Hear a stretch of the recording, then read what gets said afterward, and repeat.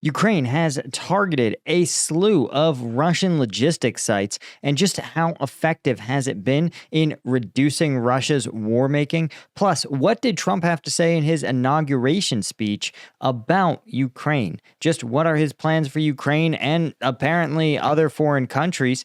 I'm Paul, U.S. Army combat veteran. Let's talk about it. Okay, so this is a wild story.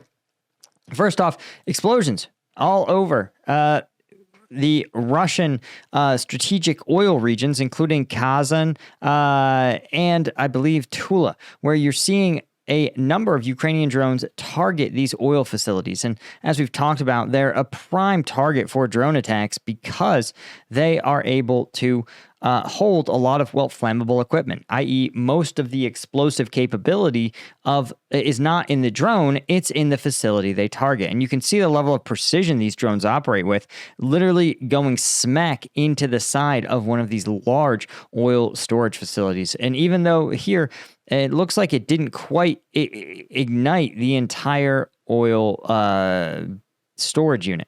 But apparently, it also targeted an aviation plant known for producing and maintaining a large strategic Russian bomber, something that, again, the U.S. has up until this point been sort of reluctant to permit the Ukrainians to do, right? Anything that's going to disrupt the nuclear mutually assured destruction balance of power between the U.S. and Russia is something that the United States has been very clear they want Ukraine to avoid. But the only reason the U.S. can add those conditions is because the Ukrainians are receiving U.S. aid. And if they were to stop receiving aid, the U.S. would be unable to constrain Ukrainian actions. Right? Apparently this tank was, empty. That's the reason it didn't detonate. Right? But it's been more than just that. You also have, again, these oil depots in Kaluga and Tula targeting drones. You also have Ukrainian air defense systems and radars being targeted. Ukrainian General Staff reported that Ukrainian forces hit a Russian long-range radar detection system in Kherson and a Buk M3 air defense system in Donetsk, as well as a radio location station and an S-300 air defense system, right? Now, what's interesting, I'd love to know the how of this, because you notice that all of these serve to sort of suppress Russian air defenses, opening up the window, so to speak, for these Ukrainian drones to penetrate Russian airspace. So I'd be curious to know, this may have actually been the work of teams, individuals, not necessarily airstrikes, but possibly airstrikes, but possibly sabotage and reconnaissance groups taking out these sensitive Russian targets. In, of course, other news that I thought was interesting and worth noting is that Russia appears to be grouping a larger collection of forces in order to push the region south of Pokrovsk. You know that Russia has been on a long-running campaign to get their hands on Pokrovsk. And when we look, of course, at the map, you see that their goal at this point is to actually encircle Pokrovsk. But this sort of encirclement comes at a price, right? The more Russia builds out these very long salients, right? Would you really want to be one of the Russian troopers here at Udache, where they have Ukrainians to their north, to their west, and to their south, right? And these salients are difficult to hold, right? But it cuts both ways. You can see here, you also wouldn't want to be one of the Ukrainian troops in this pocket here near Dachne. In all likelihood, this is, again, a withdrawal that's happening. And as we've talked about here on this channel, kind of ad nauseum, salients do not persist for long. The longer you have these salients, right, they either tend to collapse and withdraw to a more efficient fighting position, or the jutting, what we would call a spur in land navigation, it tends to get collapsed by being pinched inward. But the Pokrovsk is considered under threat. Ukrainians actually stopped their mining operations there. There's a very large coal mine in Pokrovsk that is economically very productive for Ukraine. And so they've shut that down because of the proximity of enemy activity. Now, before we talk, actually, one other interesting part. The effects of these have been considerable, right? In fact, the strikes have actually resulted in the aggregate, Russian ammunition expenditure cutting by nearly 50%. And this is a huge gap, right? Because again, for several months, Siersky reports, artillery ammunition expenditure rates in the Russian army have fallen by about half. Previously, the figure was around 40,000 rounds a day. Now it is about 20,000. And so this, of course, is helping Ukraine to close the artillery gap. This is something that's pretty important in this conflict, the ensuring that these artillery duels are something that Ukraine can win. And it's something that, well, at least when I was in Ukraine, I heard frequently from units who would report that they have to be so much more deliberate and careful with their targeting because the Russians can throw artillery willy-nilly at targets on a maybe, whereas the Ukrainians have to make sure every round counts. Now, before we talk about the incoming president's stance on Ukraine, at least what he said in his inauguration speech and what it might mean for Ukraine, I wanted to mention, of course, that if you need a little bit of a secret weapon and you're tired of spending $5 a pop on energy drinks, you want StrikeGum. StrikeGum has 90 milligrams of caffeine in every piece, 100 milligrams of alpha GPC. This little pack contains the equivalent of 5 energy drinks worth of gum. And best of all, it's made in the USA and veteran owned. So if you're looking for the superior energy drink alternative, look no further than StrikeGum. It's also available, of course, on Amazon. Okay, so I poured through Trump's inauguration speech, and there was some good, there was some bad, right? Certainly, there was a real recognition about a lot of the experience of regular Americans. But what I thought was, again, pretty interesting is that he's the only part that he sort of obliquely referenced Ukraine. He said, quote, "We have a government that has given unlimited funding to the defense of foreign borders, but refuses to defend American borders or, more importantly, its own people." And again, the math, I don't know if I would say those things are totally true, right? Relatively speaking, the Department of Homeland Security, which is responsible for the control of all things that come in and out of the country, has a budget of about $62 billion, right, in discretionary funding. The overall, the 2025 budget for the whole thing, is $107 billion. For context, right, over 3 straight years, this has been the total aid to Ukraine has totaled a little bit less than that, right? U.S. aid to Ukraine total has been, we've spent about 130 total, right? So we've spent only about 1 year of DHS funding in the entire Ukraine war, 3 going on 4 years. And what I thought was interesting, again, worth talking about, is that DHS includes physical border security. It includes ICE, who enforces and deports migrants who have overstayed their visa. It includes the Coast Guard, who secures our liquid borders, cybersecurity that secures our electronic borders, and an emergency fund for border migration crises, as well as FEMA. So I don't think it's fair to say that it's not funded at all, but certainly to an American, they say, wow, you guys are unable or unwilling to stop large-scale migration at the southern border, but you're able to fund the defense of Ukraine, right? And that's frustrating for a lot of Americans. I totally get that.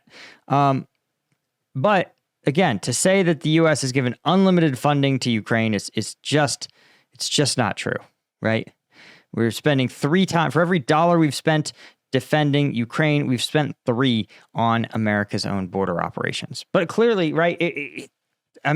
Is it enough? No, of course not, right? The southern border demands a lot. It's a logistically difficult operation to maintain, even at sort of its normal pace. And when you have these big migration surges, it can get even worse. So I think that this isn't the same thing as saying, hey, we're not going to give unlimited funding. again, one of the things that Trump has floated was instead of simply gifts, but a loan. And that's something that Ukraine has said. We are totally open to a loan, right? And in some ways, I think that might even be superior. Why? Because if you give your friend a gift, and you don't really care what your friend does afterward. You don't care if he even stays your friend. But if you give your friend a loan, well, you actually have a pretty big incentive to make sure he does things like shows up to his job, right? Runs his life well, isn't blowing his money on stupid stuff, right? Isn't going and gambling his life savings away in Vegas. You suddenly are actually more invested in your friend when you give him a loan and how he does things versus when you give them a gift, right? So I think that's really interesting. But one other sort of, trying to think of how to put this nicely, thing that makes you roll your eyes, right? And again, there's some people are like, oh, you hate Trump, you so liberal guy.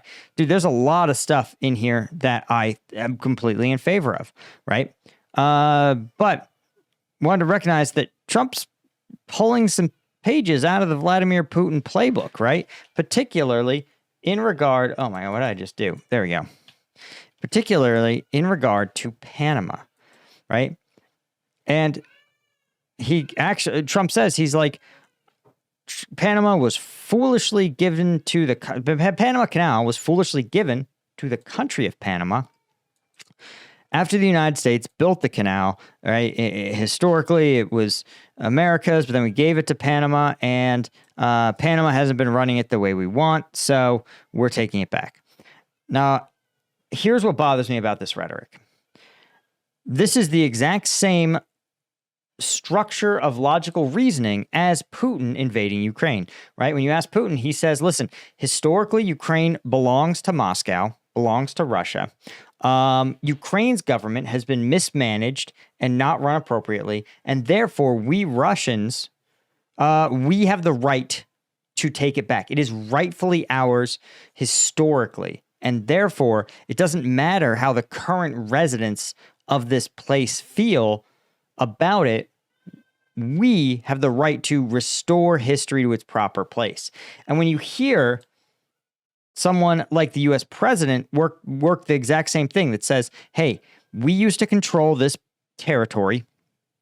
We technically were always supposed to control it. It's kind of wrong and not being governed properly. Therefore, we have the right to take it back and put it under our control, regardless of how the Panamanians or the country of Panama feels. And that, I think, is a pretty troubling line of logic, right? But again, I can understand much of the other policies, right? I'm not somebody who's like some maniacal Trump hater, right? At the end of the day, guess what? I think that the American meritocracy, the idea that if you want access to, American jobs, high-level positions in government, prestigious universities, they should be going to the most qualified people. And if you don't like the mix of people who are meeting that qualification, that's a problem for like that is a deeper social level. You cannot fix it by just simply picking out less qualified people and putting them in there, right? It's a lazy way to help disadvantaged groups. And so I think it's good to say, and it damages the country, right? Like at the end of the day, just like if you are in Yale and you see someone and they go, oh, and he goes, oh, my dad's actually like a CEO of a Fortune 500 company. You know that dude's a fucking idiot and he doesn't deserve to be there. I don't know what else to tell you, right? And it's unfortunate because that person may be smart. Maybe it may have qualified on his own merits. Maybe his dad didn't pull a single string.